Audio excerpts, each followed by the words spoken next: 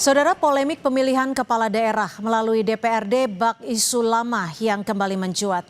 Selengkapnya kita akan bahas soal wacana pilkada melalui DPRD bersama juru bicara PD Perjuangan, Seno Bagaskoro, dan juga politisi senior Partai Golkar Ridwan Hisam. Selamat petang Mas Seno, Bang Ridwan, terima kasih sudah meluangkan waktunya di Kompas Petang sore hari ini. Selamat sore Mbak, selamat sore Pak Ridwan. Selamat sore. Saya ke Mas Seno. Mas Seno, PDI Perjuangan saat ini menjadi satu-satunya partai yang dengan tegas menolak. Apakah PDI Perjuangan bisa menghadapi wacana yang sudah dipertimbangkan Presiden ini? Ya, terima kasih Mbak. Saya kira ini kemarin kan sudah sangat tegas sikap kami yang kami utarakan dalam keputusan dan rekomendasi Rakernas Partai yang itu berjejak dari sejak beberapa waktu yang lalu. Saya ingat setahun yang lalu wacana ini sudah bergulir dan kami sejak itu juga sudah konsisten mengatakan bahwa kami meskipun kami menghormati pandangan dan sikap politik partai-partai politik lain, tetapi kami berpandangan bahwa pemilu itu asasnya adalah luber jurdil. Itu sejak dulu sudah kita semua diajarkan seperti itu. Sedangkan luber jurdil itu yang pertama itu langsung umum, bebas, rahasia, jujur, adil. Jadi yang nomor satu justru langsungnya. Maka buat kami kalau mau pemilu yang tidak mengganggu kedaulatan rakyat, ya sebaiknya ya hasil melalui pemilu langsung. Bahwa ada persoalan-persoalan yang harus dibenahi, bahwa ada politik uang di sana, bahwa ada masalah sistemik. Ya yang harus kita selesaikan adalah bagaimana penegakan hukumnya bisa dijalankan dengan semaksimal mungkin tanpa pandang bulu. Itu yang benar, bagaimana fungsi korektif di partai politik, kaderisasi, rekrutmen itu diperbaiki secara terus-menerus. Bukan lantas dengan mengubah sistem pemilunya yang akan mengorbankan hak kedaulatan rakyat. Nah, tetapi kami merasa bahwa meskipun nih jalan sunyi yang kami tempuh karena sejauh ini dari partai politik kami memang sendirian, tetapi kami rasa kalau membaca dari hasil bacaan survei Litbang Kompas baru-baru ini, kan kita membaca bahwa kami tidak sendirian, Mbak. Justru PDI Perjuangan hari ini sedang menyuarakan aspirasi dari 77,3% rakyat yang memilih untuk pilkada sebaiknya dipilih secara langsung. Artinya memang kami sepi di Senayan, kami sendirian menempuh jalan sunyi, tapi kami justru sedang menyuarakan kehendak mayoritas rakyat. Itu Mbak.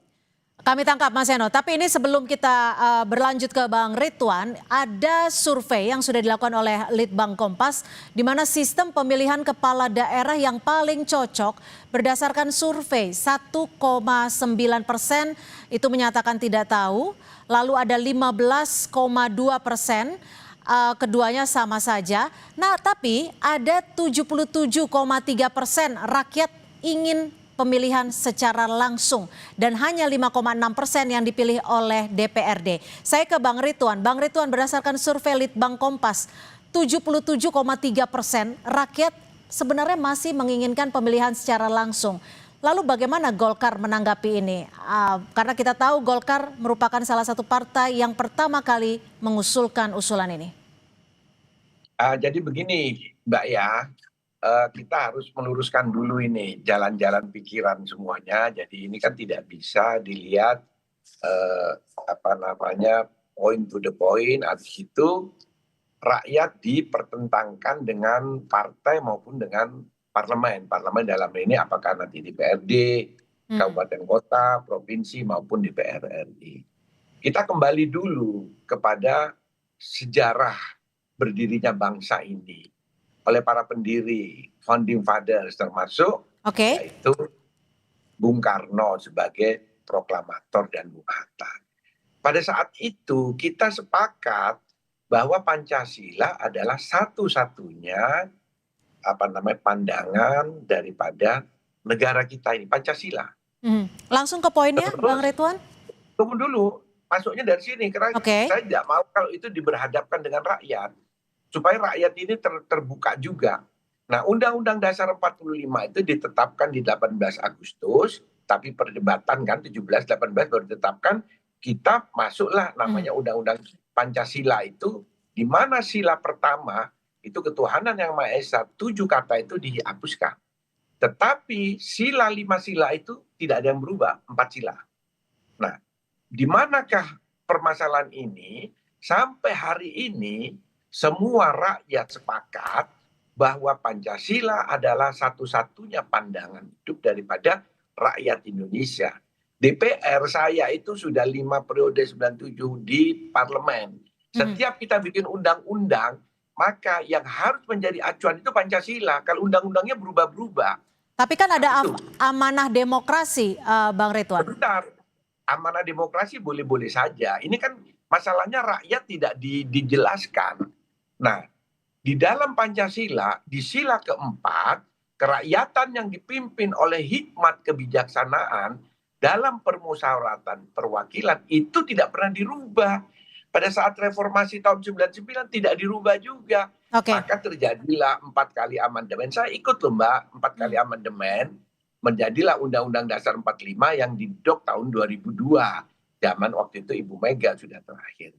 Nah berubahlah semuanya ini sistem politik di Indonesia. Tapi Pancasila tidak berubah.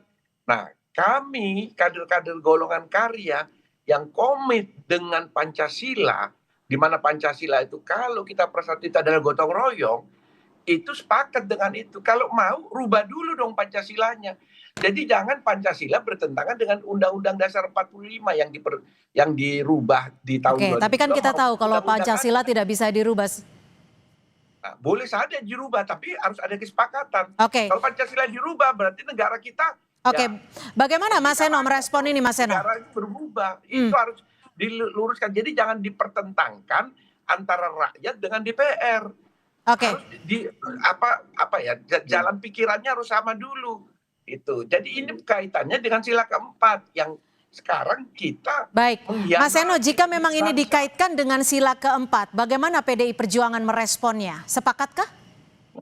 Ya saya rasa kan simpel saja sebenarnya logika berpikir masyarakat itu Mbak. Demokrasi itu kan intinya menjamin agar hak rakyat untuk berpartisipasi dalam pembangunan negara, apapun bentuknya. Secara politik, secara keterlibatan di dalam pengambilan kebijakan, itu semakin maksimal keterlibatan rakyat, ya indikator demokrasinya pasti semakin baik. Nah saya rasa rakyat sudah sangat paham apa itu Pancasila, rakyat sudah sangat paham apa itu demokrasi, rakyat sudah sangat paham bahwa perwakilan dalam musyawarah mufakat yang dimaksud di dalam Pancasila itu artinya rakyatlah yang ditunjuk untuk memegang mandat, rakyat yang memiliki mandat untuk menunjuk siapa yang kira-kira nanti dia akan dapat percaya kepada sosok itu untuk memimpin di bidang-bidang tertentu. Itu rakyat sudah sangat paham, nggak perulah saya rasa kita untuk mengkuliahi dan mengajari rakyat lagi soal itu. Tetapi bahwa demokrasi kita hari ini sudah dalam tahapan rakyat bisa memilih langsung pemimpin, itu kan suatu progresivitas yang luar biasa.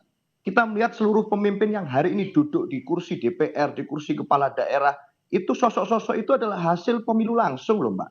Bagaimana bahkan presiden kita juga hasil pemilu langsung. Kepala-kepala daerah, gubernur yang hari ini muncul dari berbagai daerah yang hari ini ada Mas Pram, ada Kang Deddy Mulyadi di Jawa Barat, ada Bu Seri Coanda, Pak Koster di Bali, dan berbagai daerah lain, gubernur, bupati, kepala daerah, wali kota. Ini hasil pemilu langsung. Maka suatu kenikmatan dan kehormatan sejarah untuk melakukan itu, saya rasa rakyat sudah sangat paham. Kalau kemudian dia haknya untuk memilih pemimpinnya siapa itu diambil, ya itu artinya demokrasi kita mundur lagi ke belakang. Istilah yang paling gampang ya seperti tari poco-poco, maju selangkah, mundur selangkah, maju selangkah, mundur selangkah, begitu terus. Maka bagi saya Mbak, yang paling penting adalah kedaulatan rakyat itu sudah clear, sudah kita perjuangkan dengan darah dan keringat waktu di reformasi. Hari ini harus kita perbaiki. Jadi kita, gimana Bang Ridwan? Sama Mas Seno tadi, kita jangan pertentangkan. Kalau tidak dipertentangkan, tapi dasar-dasar kita melangkah ini, jangan seenak kita. Kalau atas nama rakyat, tapi tidak sesuai dengan letter luck-nya. Tapi kan kalau kita baca dari survei Litbang Kompas yang sudah dirilis, ada 77 sekian persen rakyat masih menginginkan pemilihan secara langsung. Setuju saya, tidak apa-apa, tidak ada masalah. Tapi rakyat harus tahu ada aturan ini loh. Masa kita tabrak? Negara ini adalah negara hukum. Tidak boleh seenaknya. Maka yang perlu Mas Seno, teman-teman di PDIP, mari kita selesaikan dulu ya ini. Kalau perlu Pancasilanya, sila keempat harus dibagaimanakan. Nah, ini parpol-parpol yang sudah setuju ataupun sepakat dengan Golkar siapa saja nih Bang Ridwan? Dan apakah alasannya sama dengan Partai Golkar berdasarkan merujuk pada sila keempat Pancasila? Atau ada hal lain seperti efisiensi? Ya Mbak, saya ini bukan pengurus DPP Partai Golkar. Saya adalah senior dari mulai zaman Golkar, jadi Partai Golkar sampai sekarang. Jadi saya tidak punya hak untuk mengatakan DPP Partai Golkar bagaimana enggak punya. Tapi saya sebagai senior Partai Golongan Karya yang mulai dari Golkar, inilah perjalanan negara ini. Jadi jangan rakyat kita adu. Padahal ini tidak sesuai. Kita negara hukum loh. Negara hukum, sumber segala hukum itu adalah Pancasila. Nah, kita perbaiki. Apakah Pancasilanya dirubah? Nah, kalau Pancasila dirubah, apakah itu tidak melibatkan rakyat? Apakah harus perlu referendum? Ataukah kita kembali ke Undang-Undang Dasar 45 dengan dekret atau apa? Ya silakan, karena Bung Karno pernah melakukan dekret juga kan tahun 59, kita kembali ke Undang-Undang Dasar 45, dan bukan hal yang haram karena pernah dilakukan. Tapi Bang Ridwan, nah, baru dari situlah baru kita tata seperti yang kehendakannya rakyat. Jadi kami, ya saya sebagai senior Golkar tidak masalah bahwa itu dipilih oleh DPRD. Saya pernah kok maju Pilgub Jawa Timur tahun 2003 bersama Pak Kapi. Tapi saat ini itu dipilih oleh DPRD. Tahun 2008 saya sama PDIP dipilih oleh rakyat.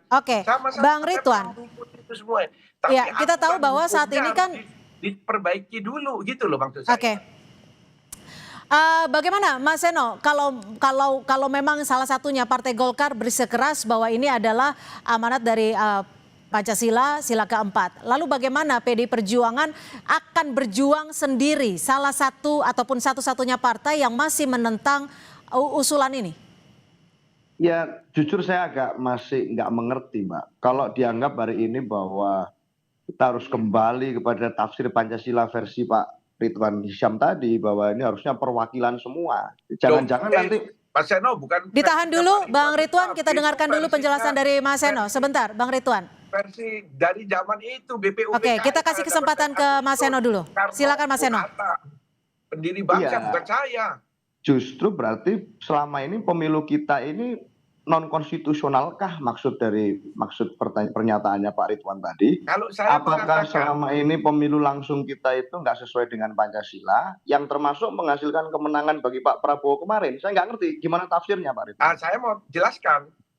Pada saat reformasi tahun 99 dan di amandemen Undang-Undang Dasar 45, saya waktu itu anggota fraksi Golongan Karya, belum Partai Golkar. Fraksi Golkar dan fraksi ABRI pada waktu itu memang bermasalah kita. Kalau kita lawan berarti kita lawan reformasi. Akhirnya kita ikutlah gerakan reformasi itu. Makanya di Golkar ada Mas Seno, ada namanya paradigma baru Partai Golongan Karya. Maka kita ikutin. Tapi itu tidak benar. Tapi pada waktu itu rakyat sudah mengendaki. Tapi karena itu melalui satu proses MPR, fraksi ABRI, lalu fraksi TNI Polri dan Golkar oke-oke saja. Kalau kita paksakan pada waktu itu, kita masih menang loh. Kita masih di atas 50%. Kita coba untuk mendengar perspektif dari PDI Perjuangan. Harus ada reformasi. Bang Ridwan, silakan Bang Ridwan. Ya, agar dialog ini lebih komprehensif dan juga kita mendengarkan dari kedua sisinya, kami ingin memberikan kesempatan untuk Mas Seno. Seperti apa perjuangan dari PDIP untuk menjadi satu-satunya partai yang menolak usulan ini? Ya kalau kami ini masalah melindungi berbagai hal. Satu, amanat reformasi. Dua, kemudian suara rakyat yang hari ini sudah sangat clear bahwa masyarakat menginginkan pemilihan langsung. Bahwa Pancasila kita itu mengamanatkan perwakilan, ya kan perwakilan sebelah mana yang dilanggar misalnya. Kalau konteksnya adalah masyarakat memilih kepala daerahnya secara langsung, kan juga masyarakat memandatkan sosok tersebut, wali kota, bupati, gubernur untuk menjadi kepala daerah. Mewakili kemudian suara yang menjadi mayoritas dari pemilihan itu menjalankan fungsi tugas eksekutif. DPR juga dipilih dimandatkan oleh rakyat untuk menjalankan tugas di bidang legislatif.